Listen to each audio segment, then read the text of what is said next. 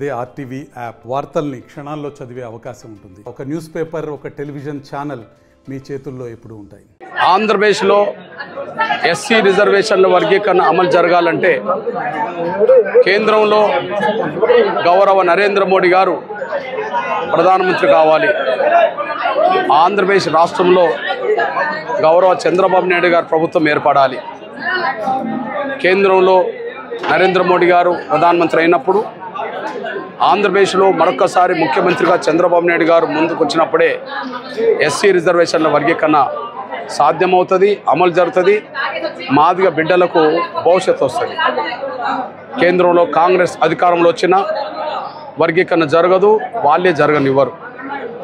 రాష్ట్రంలో వైసీపీ మరోసారి అధికారంలోకి వస్తే, రాష్ట్రంలో మరొకసారి వైసీపీ అధికారంలోకి వస్తే మాదిగ జాతి అస్తిత్వాన్ని, ఉనికిని మరింత చంపే కుట్ర చేస్తుంటారు.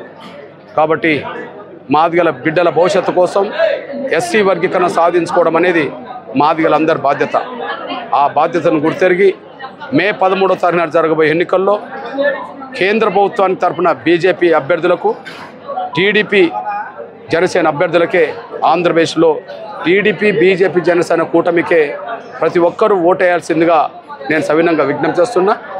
వైసీపీని అధికారం రాకుండా చూడాల్సిన బాధ్యత, టీడీపీని గెలిపించుకోవాల్సిన బాధ్యత మనందరి మీద ఉన్నదనే విషయాన్ని గుర్తెరిగి పార్టీలకు అతీతంగా, సంఘాలకు అతీతంగా జాతి యావత్తు ఒకతాటి నిలబడి టీడీపీ బీజేపీ జనసేన కూటమికే ఓట్లేసి అఖండ మెజార్టీతో గెలిపించాలని చెప్పి ఎంఆర్పీఎస్ పరంగా విజ్ఞప్తి చేస్తున్నా.